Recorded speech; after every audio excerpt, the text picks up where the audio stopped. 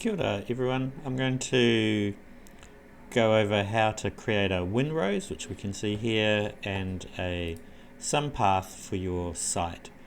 We're going to use Ladybug to do this. And to start with, I've also got the file that we created with Josh with a terrain and existing buildings. So I've got it just here for now, and we're going to bring these together later. So to start with, let's just build the two diagrams that we need.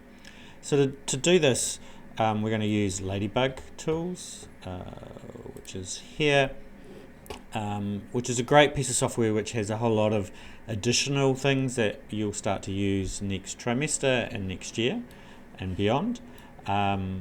What we want to do is we need to bring in some information so Ladybug knows what the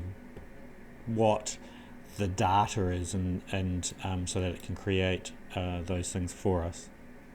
So if we just go to internet or web browser, there's a great map that they provide, and I'll put a link in the description and also on Nuku, of all these sites around the world that allow us to get some weather data. So if we just type in Wellington, so Wellington, New Zealand, and then there's a few sites here. For most of you, this one's going to be the best. If you're a distant student, you can find an area close to where you are. So then we've got two options: download, or in this case I want to copy a link, so I'm going to click on that, and that copies this link. Then we want to head back to Grasshopper and Rhino, and we want to create a panel. So if we remember, we can just double click, // push return, and it creates this panel. Double click in here and paste. I'm pasting in that link, and that gives us the information. Now we need the software to download that. So we come up to Ladybug Tools, and then you can see top left is download weather. So we click on that and bring that in, and just join those two together, and that is now bringing that in. Now we need to sort of process that data. So there's the next one here, import EPW, so the sort of weather information. So this particular file, you can see that sort of processes. So it takes a little bit to do that, not too bad. Let's just bring this down a little bit here. Now we can bring in the windrose. So in Ladybug, there's a little tool here which is visualize data. If we click on here, it's got where are we? Windrose down the bottom. So we can click this. Let's just bring that in, and we only need to bring a couple bits of information in. So we've got wind direction, and we've got wind direction here. So we can bring those across, and then it's still orange because it needs some more. So we're going to bring wind speed in.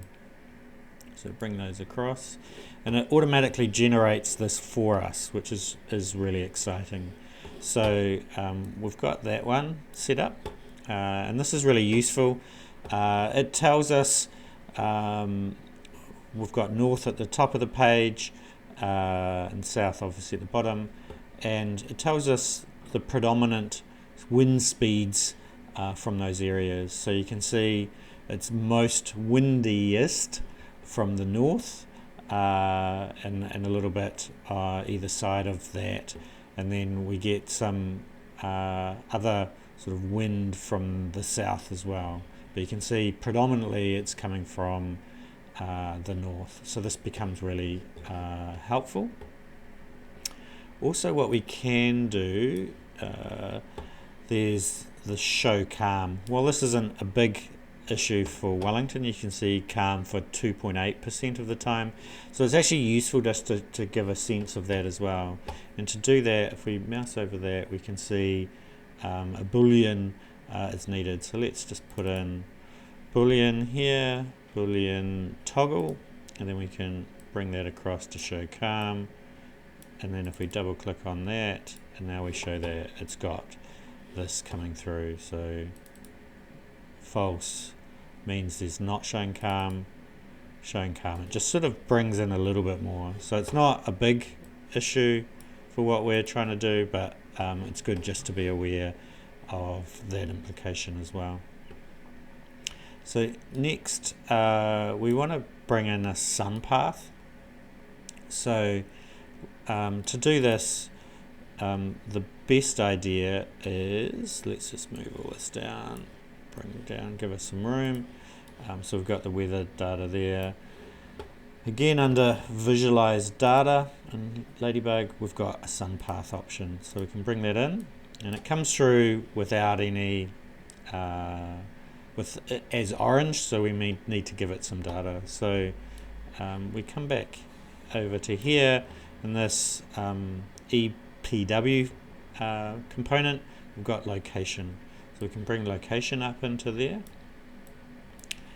and then that's giving us the overview of the sun path, which is great to start with. And we can see here we've got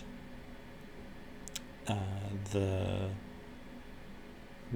summer path, so the sun rises here and goes up and over and sets there, and in winter we've got the winter path, so it or the winter solstice, so it rises here, quickly goes up and over into the other view. We can switch this to perspective view, and you can see how that is going to sort of show us this. We'll just go back to top. We now want to sort of put a little bit more information into this. It's got this thing called hoist, which is, if we mouse over there, it tells us a number or a list of numbers between 0 and 8,760. And this represents the sort of hour or even minute, hour, day and month. So it's a way of sort of taking that date information and bring it in. So to do that, we can come up to analyze data, and it's got calculate the HOI. And so to do this, we need now to add some bits. So month, we need to put in a slider. So month start at 1, and if we do less than 12, it'll create a slider between 1 and 12. We can connect that. And then days, so we start at 1, less 31. And then we can connect that.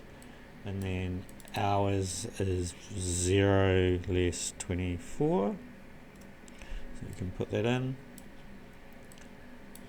I can just right click and align those, or right drag, I guess, and let's set these to the winter, so June, so here in the southern hemisphere. Let's do midday, and well, the day would be the 21st, 22nd, and then the time we want 12. And then now we can collect that up to the hui, and that gives us a little cross here, and that shows us as we adjust the year, the month, where that goes. And if we adjust the time of day, you can see it rising, coming up and setting.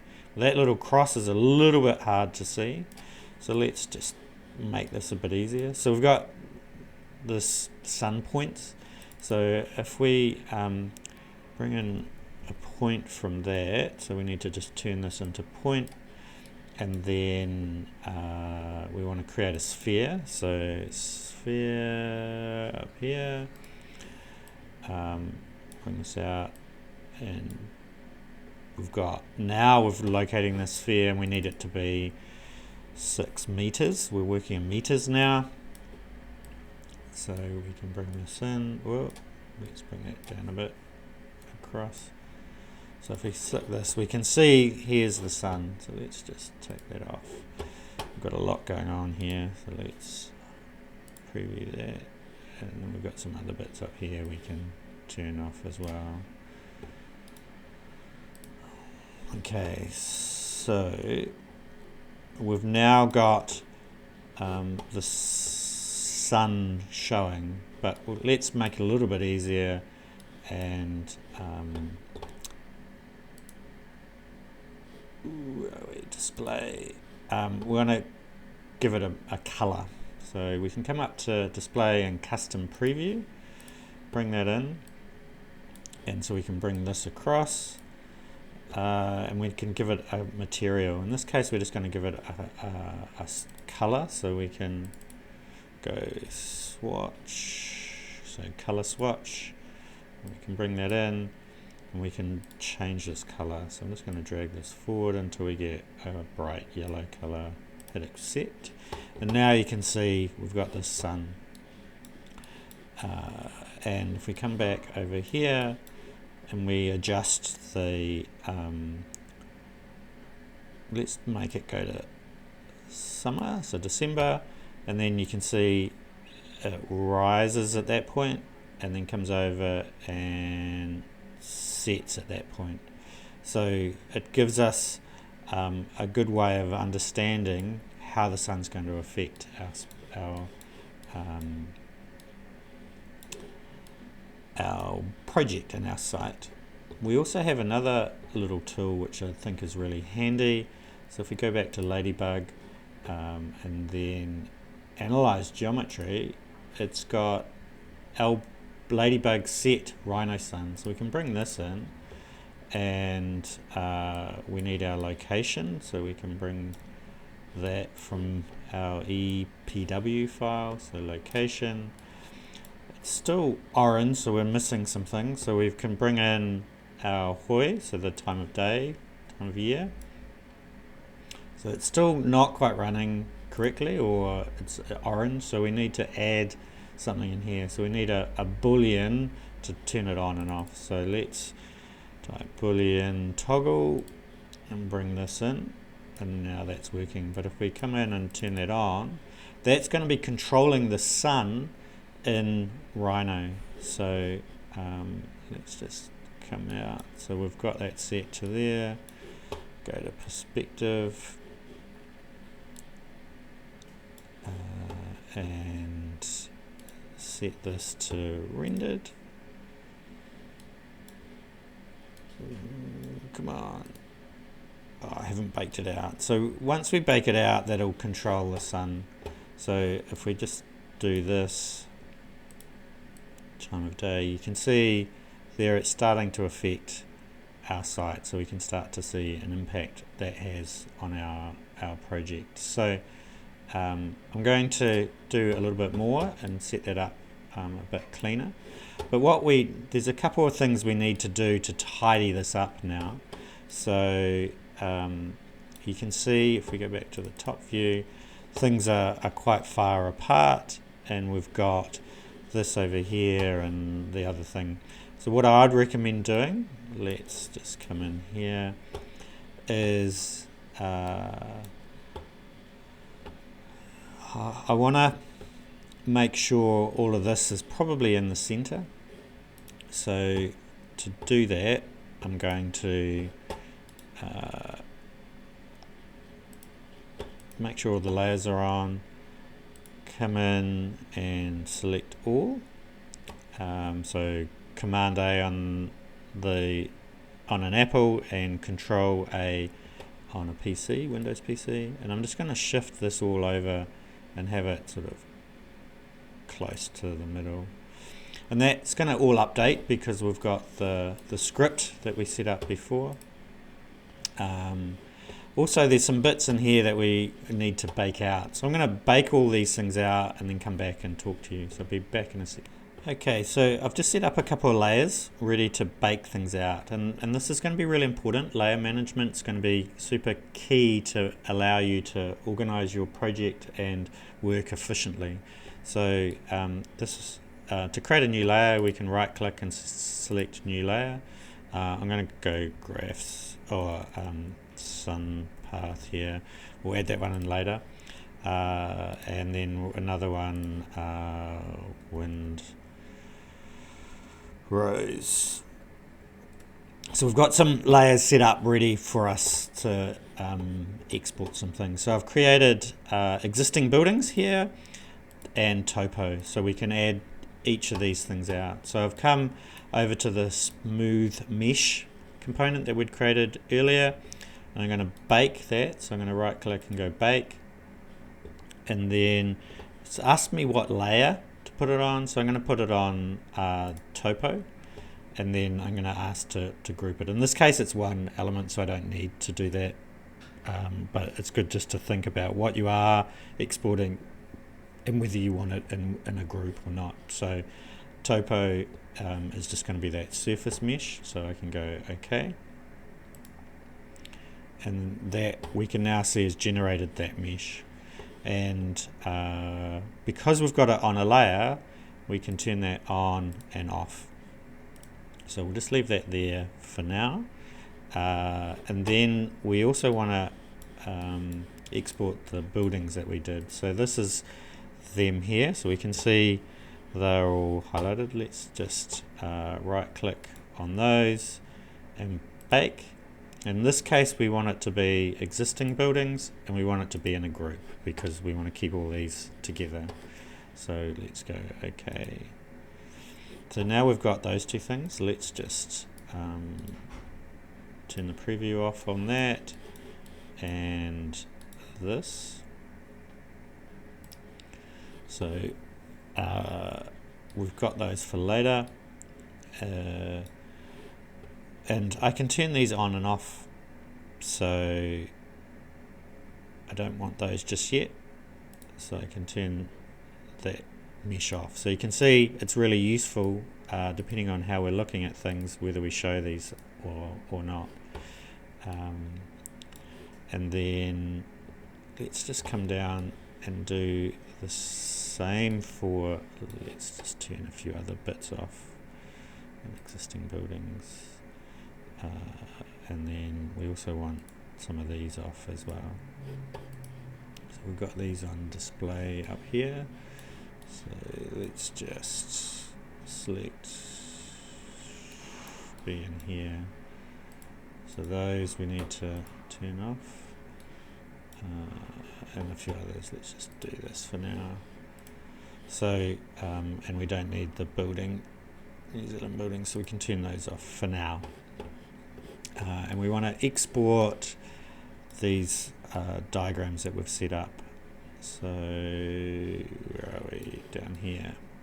So we've got the windrows, so we can come and click on that and then go bake, and I'm going to set this to the windrows layer, and I'm not going to group it just yet, so I'll explain why in a minute, because when I click go, the geometry goes all very, very weird. Not the geometry, the text, sorry.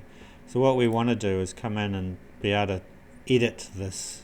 So I can click on this, and then let's just change the size. So let's maybe make that, let's try 1. So that's definitely much better. And we probably want to edit this. We don't need to say that it's here. We don't need to say it's Wellington in this particular one, or the time zone. Some of these other things are useful to know, but for what we're doing, let's just delete all that. So we can just have wind speed in this particular case. So did that work? Ooh, yes. So let's just what is that showing there? Okay, so I've turned that off. So we've got that. We've also got these other bits on here, so we need to just select, and I'm holding down shift so I can select all of these, and then let's these be a bit bigger, so maybe make 0.5 maybe, so that looks quite good. And then we need to come in and select all these other ones. So I'm holding down shift and just going around picking those up like that, and let's make these 0.7, see how that works, and that looks quite good. In fact, we probably don't need all of these, so let's just delete some of these main ones. And you can see I haven't selected, oh, I'm getting a bit carried away here. That one. Just tidy this up a bit, and this needs to be, what does that need to be? 0.7, so come and put that as 0.7 and delete this one. And you can see now we've got the windrows sort of set up, and we need to adjust these as well. Let's just select all those. Let's go 0.8. That looks quite good. And I would come in and just adjust these slightly, these numbers as well. So we've got that, and I think now is a good time to sort of group and get this how you want it. So we can just select all of this and group, so we can come in and type group, just group, and then it will group all those, and we can now just click it once and it selects it all, which makes it a bit easier to work with later on. And we will do the same with our sun. I'm not going to do that, you can follow through that, but what I did want to show is, go back to perspective, and then we need to turn on our topo and existing buildings and hit zoom extents, and now you can see, and we've got our sun sitting in there as well. We can turn that off later, but it might work if we adjust, because we've got the set Rhino sun within Ladybug. Now if we change the time of day, you can see the sun is moving, and it shows us how that affects our site. And if we come and turn on the sun path while we're doing that, you can sort of see how that's going to affect. But if we look, you can see our sun path's a bit out of whack, so we can either move our sun path up or we can move our terrain down, and there's no right or wrong. We can even do that in here, so the sun path has ability to let's go 100, and we want it in the Z direction,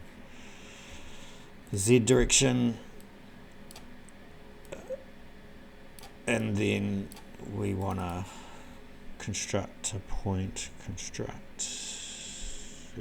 just go up here, vector, construct point, zoom in a bit, move some of these out of the way. So, oh, we don't need that, we just need to go straight to Z, and then we can put that as our center point. And now our sun path has moved up, so we can adjust it to where we sort of want it. And like I said, we can change the month, and you can see how that affects our site. So let's zoom in a bit. And when we start to build our project on here, we can also start to test that, so we've got a sense of where things are operating. So I went out of Kilt a bit, and it takes a second to build up, so if you're just make sure you got your numbers all set up right, and that's what you need to do.